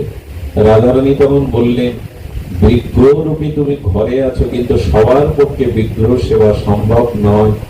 সকলে বিগ্রহ সেবার মতো রুচি তার সেই সময় নাই, তোমাকে আরো কৃপা করতে হবে। তুমি তো জীবের ঘরে গিয়ে উপস্থিত হয়েছো, এবার এক কাজ করো, তুমি জীবের জিহ্বায় নাম রূপে কৃপা করতে গিয়ে আবির্ভূত হও। সেই নির্গুণ নিরাকার থেকে সগুণ সকার হলেন, সেই সগুণ সকার হতে নিত্য বিলাস নিত্য লীলাস্থান থেকে স্বরূপ ধাম থেকে গোবিন্দ নেমে এলেন। অযোধ্যায় আমরা রামকে পেয়েছি, মথুরা মন্ডলে কৃষ্ণকে পেয়েছি, আমরা তো পাইনি। আপনি মহাপ্রভু নবদ্বীপে এলেন, সেই সময় আমরাও তো নবদ্বীপে সবাই যেতে পারিনি। ভগবান আরো কৃপা করবার জন্য বিগ্রহ রূপে মূর্তি রূপে জীবের ঘরে ঘরে উপস্থিত হলেন। আমি করুণার জন্য সেই সচ্চিদানন্দ রূপে তোমার ঘরে এসেছে, আমাকে গ্রহণ করো। অনেকেই বললেন ঘরে এসেছো প্রভু, কিন্তু বিগ্রহ অর্চনের সময় আমাদের হাতে নাই, সে অনুরাগ প্রীতি আমাদের হাতে নাই, তুমি যদি আরো একটু কৃপা করতে। রাধারানী তখন বললেন তুমি আরেকটু কৃপা করে সহজ হয়ে নাম রূপে জীবের জিহ্বায় গিয়ে উদয় হও। যাও, নাম রূপে জিহ্বায় গিয়ে উদয় হও জগতে। সেই নাম রূপেই আমাদের জিহ্বায় এসে বসলেন ভগবান। তো অদ্ভুত কথা হলো, তুলসীদাস গোস্বামীকে প্রশ্ন করা হয়েছিল আপনি নিরাকার মানেন না সাকার মানেন? গোস্বামীপাদ বললেন আমি দুটোই মানি। দুটোই মানেন কেমন করে? আমার দুয়ারে যদি দুজন অতিথি আসে, একজনকে ফিরিয়ে দেব নাকি? দুইজনকেই ঘরে তুলবো। আমি নিরাকার কেউ ঘরে তুলবো, সাকার কেউ ঘরে তুলবো, কাউকে আমি ফিরিয়ে দেব না। বলে তো ঘর একটা, দুইজনকে কোথায় রাখবেন? বলে দুই জায়গায় রাখবো, নিরাকারকে হৃদয়ে রাখবো আর সাকারকে নয়নের মাঝখানে রাখবো। উত্তর শুনে বলছেন আচ্ছা, এই নিরাকার আপনার হৃদয়ে বসে আছে আত্মা রূপে, পরমাত্মা স্বরূপে, সাক্ষী রূপে, আর আকার রূপে ভগবানের সচ্চিদানন্দ প্রেম বিগ্রহ আপনার নয়নে আছে। তো ভগবানের আর কোন বিগ্রহ, আর কোন মহিমা আছে কি? আর কোন ভগবানের স্বরূপ আছে কি? বলেন আছে। এই নিরাকার বিগ্রহ এবং সাকার বিগ্রহ, সাকার ভগবান নিরাকার ভগবানের থেকে আরো মহিমাপূর্ণ এক ভগবান আছেন। বলে কে সে? বলো নামরূপী ভগবান। নামরূপী নিরাকার ব্রহ্ম, সাকার ব্রহ্ম, নামরূপ ব্রহ্ম। বলেন আচ্ছা, নামরূপ ব্রহ্ম যদি আসে আপনি তার জায়গায় কোথায় দেবেন? নিরাকারকে হৃদয়ে বসিয়েছেন, সাকারকে নয়নে বসিয়েছেন, নিরাকারকে কোথায় বসাবেন? বলে ওর জন্য একটা জায়গা রেখেছি। সেই জায়গাটা কোথায় জানেন? আচ্ছা, ঘরে প্রদীপ জ্বাললে ঘরের দেয়াল ভেদ করে কিন্তু বাইরে আলোর জ্যোতি প্রকাশ ঘটে না। আবার বাইরে যদি প্রদীপ জ্বালেন ঘরের অভ্যন্তরে সেই আলো প্রবেশ ঘটে না। কিন্তু আলোটা, প্রদীপটা এমন এক জায়গায় রাখলে ঘরে বাইরে দুই জায়গায় আলো প্রকাশ হয়। সেটা হলো ঘরের চৌকাঠে যদি, দরজায় যদি প্রদীপটা রেখে দেন। তুলসীদাস বলছেন নিরাকারকে রেখেছি হৃদয়ে, সাকারকে রেখেছি নয়নের মাঝখানে, আর নাম রূপ রস পরম ব্রহ্মকে রেখেছি জিহ্বায় মাঝখানে, যাতে দুইটায় আলোকিত হয়, দুইটায় আনন্দিত হয়, আলোকোজ্জ্বল হয়ে ওঠে আমার নিরাকার সাকার। নামকেই রেখেছি জিহ্বায়। তো নাম রূপে যিনি জিহ্বায় এলেন, তারপরে বললেন তুমি আরো সহজ হও, ভাগবত কথামৃত দিয়ে জীবের কর্ণ দিয়ে তুমি হৃদয়ে প্রবেশ করো। এমনি করে ভগবান করুণা করতে করতে নামতে নামতে শ্রবণ কীর্তনের মাঝে এসে গেলেন। এতেও যদি আমাদের অলসতা থাকে, শ্রবণ কীর্তনেও যদি অরুচি থাকে, আমাদের কল্যাণ আর কি করবেন ভগবান? এত করুণায় তিনি অবতীর্ণ হয়েছেন, বিগ্রহ রূপে, নাম রূপে, ভাগবত রূপে, কথা শ্রবণ রূপে। যে কোনো একটা উপায়, যে কোনো একটা ভজন মার্গ গ্রহণ করলেই আমাদের কল্যাণ। কিন্তু গ্রহণ করা তো চাই, সেই গ্রহণের জন্য শাস্ত্র বলেছে, দেখো মায়াতে সুখ পাবে না, সংসারকে সেবা করে, সংসারের সেবা নিয়ে এই মায়াময় সংসারে প্রকৃত আনন্দ পাবে না। প্রকৃত আনন্দের জন্য প্রয়োজন এই নাম, এই শ্রবণ, এই বিগ্রহ সেবা, যেটা স্মতব্য, কীর্তিতব্য। আর স্মতব্য, কীর্তিতব্য, ইচ্ছায়ত অভয়ম। স্মতব্য অর্থাৎ তাকে স্মরণ করা, তাকে মনন করা। এই জন্য মায়ায় আমাদের দুঃখের কারণ। এই মায়া থেকে যদি একটু ভেতরে প্রবেশ করা যায় সাধুগুরুর কৃপায়, শাস্ত্র মহিমায়, একটু স্মরণ, একটু মনন, একটু ভগবানের অর্চন। আমি শুরু করেছিলাম বিগ্রহ সেবা দিয়ে। আজ উনি কথা বলছেন না, আজ উনি মৌন। যেটা আপনার যোগ্যতা, আপনার ভক্তি, আপনার ব্যাকুলতা যেদিন বেড়ে যাবে, প্রকাশ হবে, সেদিন বিগ্রহ আপনার সাথে কথা বলবে। এ অলৌকিক নয়, এ আমাদের অবাস্তব কোন সংবাদ নয়। আমাদের ভক্তগণই এটি জানিয়েছেন, ভগবানকে ভালোবাসো। ঘরে ঘরে আজ আমাদের বিগ্রহ অর্চন হয় বটে, কিন্তু বিগ্রহটাকে আমরা বড় নিগ্রহ করছি, অত্যাচারই করছি। কারণ তার সেবা, তার যথাযথ সুখ বিধান আমরা ঘরে করতে পারি না। তাই ভাগবত থেকে আমাদের নেওয়া এইটুকু, ঘরের ঠাকুরকে যেন আমরা যথাযথ সচ্চিদানন্দ প্রিয় মনে করে ঘরে রাখতে পারি। শুনিজন, আমি আপনাদের ঘরের ছেলে, আমি নানান দোষে দোষী। আমার বিদ্যা, আমার ভজন আপনাদের অজানা নয়, আপনারা সবই জানেন দিবালোকের মতো। এখানে এমন এমন ব্যক্তিবর্গ এসেছেন, মহৎজন এসেছেন। এখানে আমাদের গোকুলানন্দের আচার্য পাদ আছেন, এখানে অনেক বিদগ্ধ জন আছেন। তাদের সামনে আমি চোখ খুলে কথা বলবো, সে দৃষ্টতা কোথায়, সে যোগ্যতাও কোথাও। তবে যেটুকু সাধুগুরু বৈষ্ণবের কাছে জেনেছি, যেটুকু মনে হয়েছে, সেটুকু আসুন এই অনিত্যময়, মায়াময়, কাল কবলিত সংসার থেকে একটু ভগবানের ভজন স্মরণ মনে মনোনিবেশ করি। কবে হবে জানি না, ফেরিব সেই মধুর বৃন্দাবন। এই যে কবে হবে, আর কবে হবে? জন্ম তো গেল, সময় তো অতিবাহিত গেল, মৃত্যু তো আসন্ন আমাদের কাছে। আমাদের মঙ্গল আর কবে করব আমরা? চেষ্টাও বা কবে করব? শুধু একটু ভালোবাসা, একটু অনুরাগ, একটু ভজন ভগবান নেওয়ার জন্য ঘরে ঘরে বিগ্রহ রূপে হাত পেতে দাঁড়িয়েছে। দেখুন, আমার মহাপ্রভুর এত কৃপা, আমার মহাপ্রভুর এত করুণা, কোন ভগবান হাত তুলে দাঁড়াননি। নিতাই চৈতন্য হাত তুলেছেন। হাত তুলেছেন এই জন্য, বাহু বাড়িয়ে তিনি যেমন ডাকছেন নিজের কাছে, আবার তিনিও নেমে এসেছেন আমাদের কাছে। করুণায় অবতীর্ণ কল, এই করুণাতেই তিনি এসেছেন।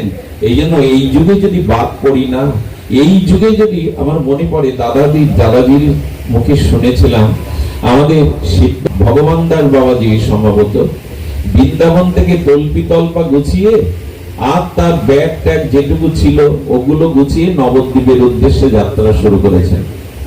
তো নবদ্বীপে যখন এই সিদ্ধ মহাত্মা আসছেন, দাদাজি নামটা কি ছিল? ভগবান দাস বাবাজি নবদ্বীপে আসছেন। আচ্ছা, সারা জীবন বৃন্দাবনে ভজন করলেন, সারা জীবন ব্রজের ধুলাতে পড়ে থাকলেন। এখন এই শেষ বয়সে তিনি ব্রজ ছেড়ে নবদ্বীপে আসতে দেখে ব্রজমণ্ডলের সমস্ত সাধু সন্ত মহাত্মারা হাত জোর করে বললেন, আপনার মতো সিদ্ধ মহাত্মা ব্রজ ছেড়ে কেন চলে যাবে? বলে, আমি নবদ্বীপে যাব। বলে, কেন? বলে, জানো, এখানে অন্যায়ের বিচার আছে, এখানে পাপের বিচার আছে। তো সাধারণ কলিহত জীব আমরা তো অন্যায় করব, আমরা পাপ করব, যদি ক্ষমা না থাকে, যদি আমাদের অপরাধ পাপকে ক্ষমা না করে বুকে টেনে না নেয়, তো সেখানে থাকবো কি? বলে, সে কি বলছেন? বলে, হ্যাঁ গো, বৃন্দাবনে আমার গোপাল, আমার ননি চোরা একটু ননি চুরি করলো না, একটু ননি ভাণ্ড ভাঙলো, তাই বলে যশোদা মা তাকে বেঁধে রাখবে দড়িতে? এখানে বিচার আছে। হ্যাঁ, একটুখানি গোবিন্দ নদী ভাঙলো আর তাতে দয়া হলো না, মা যশোদা তাকে আর এই উদক্ষলে দড়ি দিয়ে বেঁচে রাখলে। এখানে বিচার আছে? অন্যায় তো করবো আমরা, আমাদের ভোগ আছে, বাসনা আছে, কুসংস্কার আছে, অন্যায় করলেই সাজা পেতে হবে। এখানে না, ঠিক ঠিক ঠিক ঠিক অন্যায়ের ক্ষমা নেই, বিচার নেই। তাই আমি নবদ্বীপে যাচ্ছি। বললো কেন? বললো আমার কৃষ্ণচন্দ্র, আমার গোপাল, আমাদের বৃন্দাবনের গোপাল মা যশোদার যত না জ্বালাতন করেছে তার কোটি গুণ জ্বালাতন করেছে আমার নিমাই সচিমাকে।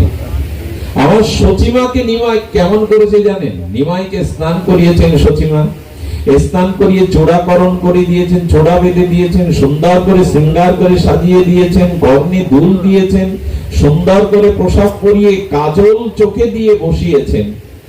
সচিমা একটু ঘুরে এসে দেখে নিমাই কোথায় জানেন?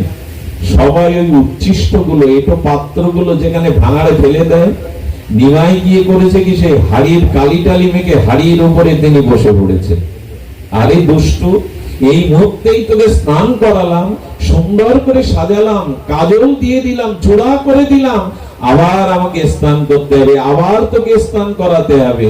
কত এইভাবে সচিমাকে জ্বালাতন করেছেন। ওই সচিমা তো আমার গৌরকে বেঁধে কোনোদিন রাখেনি। ওইখানে ক্ষমা আছে, ওইখানে বিচার এত নাই, সাজা এত নাই। তাই আমি নবদ্বীপে চললাম। সত্য সত্যই মহাপ্রভু বলেছেন, এবার আমি তোমাদের পাপ দেখবো না, অপরাধ দেখবো না, যা করেছো করেছো। এগুলি যদি এই জীবনের মতো আজই তুমি ভগবানকে আর আমাকে সম্মুখে রেখে প্রতিজ্ঞা করতে পারো, অতীতে যত পাপ হয়েছে, অন্যায় অপরাধ হয়েছে, আর নয়, এবার গৌর বলবো, এবার নিতাই বলবো, সেই দিন মহাপ্রভু বিচার না করে তোমার অপরাধ ক্ষমা করে তোমাকে প্রেম দেবেন, তোমাকে প্রেম দিবেন। কারণ হেন পাপ ছিল না জগাই মাদায়। তার কারণ হলো তিনি পতিত উদ্ধারণ রূপে এসেছেন। জগাই মাদায়ের পাপের সীমা নাই। লোকের ঘরে আগুন দেওয়া, মদ্য মাংস পান করা, জীবের প্রতি নিষ্ঠুরতা, হত্যা কি করেনি জগাই মাদায়? যাদের দেখলে মানুষ গঙ্গা স্নান করে ঘরে প্রবেশ করত পবিত্র হওয়ার জন্য, ওই তাকে তো প্রাণে মারেননি, তার অপরাধের বিচার তো করেননি। সেই জগাই মাদাইকেও করুণা করে প্রেম দিলেন, করুণা দিলেন। এত করুণা দাতা, এত অহেতুক কৃপা সিন্ধু, এত ভক্তবৎসল ভগবান আর পৃথিবীতে আসেনি। করুণায় অবতীর্ণ করো। সেই যুগেও যদি বাদ করি তো উপায় কি হবে আমাদের? সেই যুগেও যদি আমরা বাদ পড়ে যাই তো উপায় কি হবে? তাই অনুরোধ করব, 4000 যুগের মধ্যে গৌর হরি একবার আসেন। যে দাপরের অন্তভাগে ব্রজেন্দ্র নন্দন ভগবান শ্রীকৃষ্ণ গোপী সহ এই ব্রজলীলা সম্পন্ন করেন, সেই ব্রজলীলার অব্যবহিত পরে যে কলিযুগ আসে, সেই 4000 যুগের মধ্যে চৈতন্য মহাপ্রভু নিতাই চাঁদ একবার আসেন। ভাগ্য আমাদের সেই কলিযুগেই আমরা এসেছি। অন্য কলিতে আসতে পারতাম, কিন্তু নিতাই চৈতন্যের করুণার কলিতে, বিশেষ কলিতে, এই হরি নাম হরি কথার কলিতে আমরা এসেছি, যেখানে অনায়াসে নিতাই গৌরের প্রেম লাভ করতে পারি।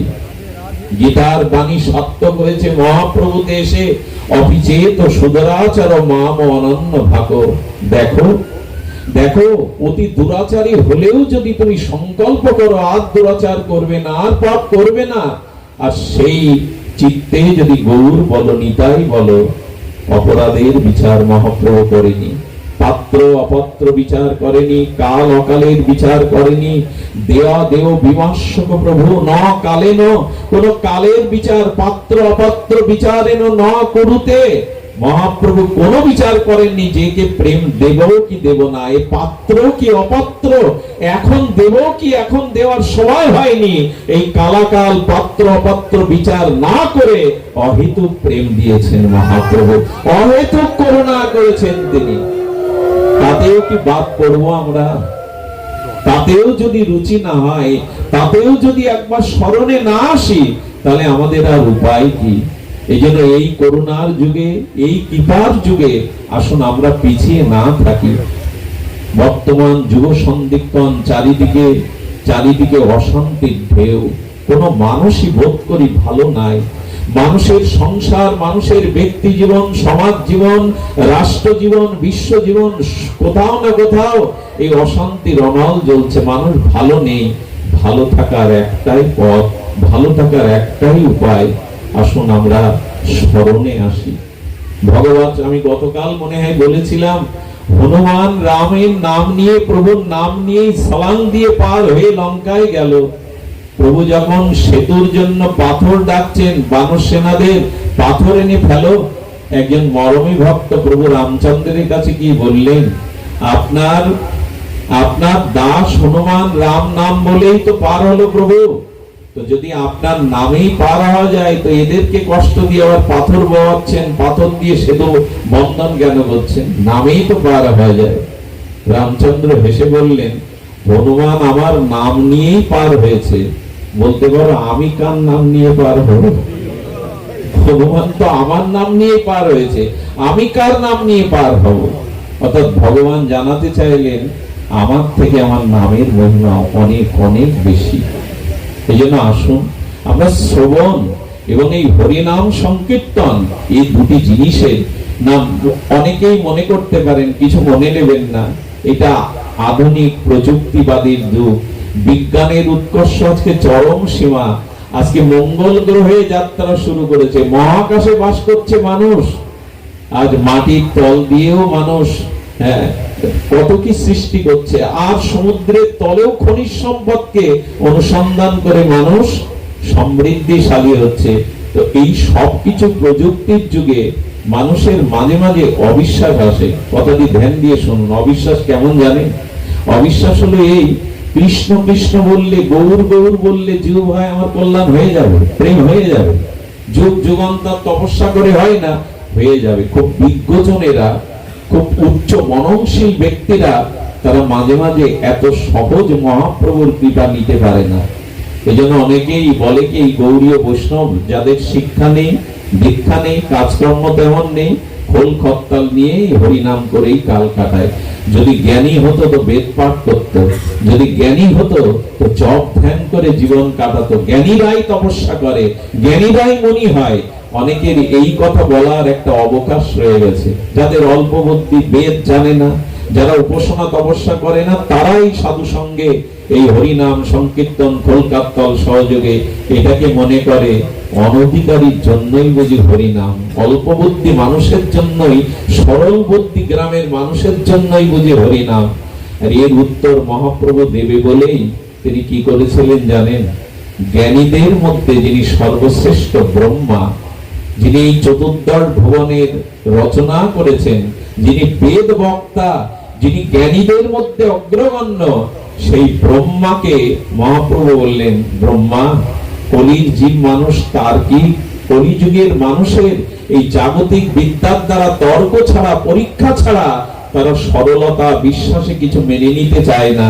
তাই ব্রহ্মা, তুমি বেদবক্তা হয়ে, তুমি জ্ঞানী মধ্যে অগ্রগণ্য হয়ে আমার আবির্ভাবের আগে পরিকরগণের মধ্যে তুমি সবার আগে যাও, গিয়ে জগতে জানিয়ে দাও যে আমি ব্রহ্মা, আমি বেদবক্তা, আমি চতুর্দশ ভুবনের, আমি সৃষ্টিকর্তা ব্রহ্মা। তুমি গিয়ে জগৎকে জানিয়ে দাও, কলিযুগে ব্রহ্মাও যা উপাসনা করছে, জ্ঞানীদের মধ্যে অগ্রগণ্য যে উপাসনা করছে, তাহলে আমাদের নিতে বাদ কি? সেই ব্রহ্মা এবার হরিদাস ঠাকুর হয়ে এসেছিলেন। হরিদাস জীবনে আর কিছু করেননি। তিনি যেখানে সাধু সঙ্গে দুটো হরিকথা শুনেছেন, না হয় চিরদিন তিনি নিত্য নিরন্তর অপতীত নিয়মে তিনি 3 লক্ষ হরিনাম, সে বেনাপোল হোক, ফুলিয়ায় হোক, সারাটি জীবন তিনি হরিনাম জপ করেছেন। ব্রহ্মাকে দিয়ে মহাপ্রভু জগৎকে দেখালেন, যারা তর্ক করে, যারা বিজ্ঞান, যারা শিক্ষা, যারা যুক্তি তর্ক দিয়ে বলে হরিনাম সহজ সরল, যারা জানে না, বোঝে না, তাদেরই ধর্ম হরিনাম। জ্ঞানী হলে তপস্যা করত, বেদ পাঠ করত, অগ্নিহোত্র যজ্ঞ করত। মহাপ্রভুর এই উত্তর দেওয়ার জন্য ব্রহ্মাকে হরিদাস রূপে জগতে পাঠিয়ে দেখালেন, এক কৃষ্ণ নামের মধ্যেই সমস্ত সাধন তত্ত্ব দেওয়া আছে। হরিদাস ঠাকুর জগৎকে জানালেন, প্রভু তোমার নামেই জীবের পরম প্রাপ্তি।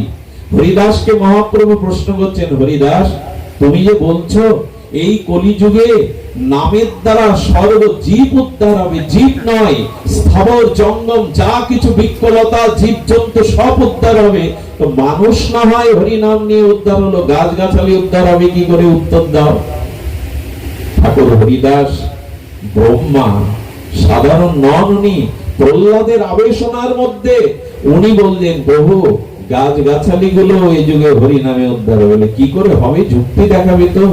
বলে, প্রভু ঝাড়িখণ্ড জঙ্গলে তুমি যখন যাচ্ছিলে না, তখন তুমি মধুর কণ্ঠে কৃষ্ণ নাম করতে করতেই বনপথে সুবর্ণ রেখার ধার দিয়ে চলেছিলে।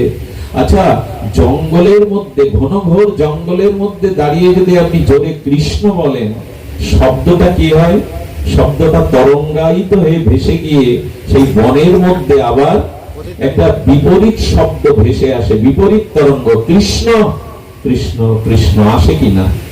কোন জঙ্গলের মধ্যে অনেকগুলো বৃক্ষের মধ্যে দাঁড়িয়ে আপনি কৃষ্ণ বলবেন, সেই শব্দ তরঙ্গটা বৃক্ষে ধাক্কা লেগে একটা বিপরীত আবার শব্দ হবে, কৃষ্ণ কৃষ্ণ কৃষ্ণ। হরিদাস ঠাকুর কি ব্যাখ্যা করছেন, প্রভু সাধুমুখে যেই কৃষ্ণ নাম উচ্চারণ হলো, বাতাসে বায়ু তরঙ্গে বৃক্ষের তো অনুভূতি আছে, বৃক্ষের কাছে সেই নাম চলে গেল। বৃক্ষই নাম গ্রহণ করে আবার বিপরীত শব্দ দিয়ে কৃষ্ণ কৃষ্ণ বলে নাম ফিরিয়ে দিল। প্রভু এতেই তো নাম নিলেই তারা উদ্ধার হবে। নাম তো তারা গ্রহণ করলো, বিনিময় আবার ফিরিয়েও দিল। মহাপ্রভু অবাক বিস্ময়ে হরিদাসের দিকে তাকিয়ে বললেন, কি ব্যাখ্যা অপূর্ব! তাই তো, যেখানেই নাম সেখানেই জীবের কল্যাণ, সেখানেই জীবের উদ্ধার। তাই আপনাদের কাছে অনুরোধ করব, ঘরের একটু বিগ্রহকে শ্রদ্ধার সহিত সেবা আর ভগবানের নামকে নিত্য নিরন্তর অভ্যাস করা। একজন মহাত্মা বলেছিলেন যে, দেখো নাম নিতে চাই, তোমরা বলো হরিবাসরে শুনি, হরিকথা সাধু মুখে শাস্ত্র মুখে জেনেছি, কিন্তু নাম করতে বসলেই নিদ্রা আসে, নাম করতে বসলেই অলসতা আসে, নামে রুচি আসে না। মহাত্মা বললেন, রুচি না আসুক, আপনি নাম করে যান। আচ্ছা, আপনি রেলে বা ট্রেনে উঠেছেন, ট্রেন আপনার ভালো লাগছে না, আপনি নেমে যেতে পারলেই ভালো লাগে, এই মুহূর্তে নামতে পারলেই আপনার ভালো লাগে, কিন্তু ট্রেন কি যেখানে সেখানে আপনাকে নামাবে? ট্রেনে যখন উঠেছেন, আগামী স্টেশন না আসা পর্যন্ত ট্রেন কিন্তু আপনার ভালো লাগা না ভালো লাগার কথা শুনবে না। তেমনি নাম ভালো লাগুক আর না লাগুক, নামের ট্রেনে যখন উঠেছেন, নাম আপনাকে ভগবানের চরণে পৌঁছে দিয়ে তবে ছাড়বে। আপনার ভালো লাগুক আর না লাগুক, নাম নিলেই কিন্তু সে আপনাকে জায়গা মতো পৌঁছে দেবে। তো নাম মহিমা এইভাবে অনন্ত ভাবে ব্যক্ত করেছেন। আসুন আমরা চেষ্টা করি এভাবে ভগবানের নামকে আর বিগ্রহ সেবাকে, এই মায়ার হাত থেকে বাঁচবার উপায় এটাই। উদাহরণটি আমি আগেই আপনাদের বলেছি, খোসাটা ছাড়াতে হবে ধানের। এই ধানের খোসাটা ছাড়ানোর সাথে সাথে যে চাউল যদি বপন করা হয়, তার দ্বারা আর অঙ্কুর হবে না। তো হরিনাম, হরিকথা শ্রবণের মাধ্যমে আমাদের চিত্তে যদি, আমাদের মনে যদি মায়ার খোসাটা আর ছাড়াতে পারি, উন্মুক্ত করতে পারি, তবে আর এই মায়ার সংসারে মায়া আমায় বাঁধবে না। তাই আসুন আমরা আগামীকালও আমাদের হরিকথা আছে, পরের দিন মহাসভায় আছে।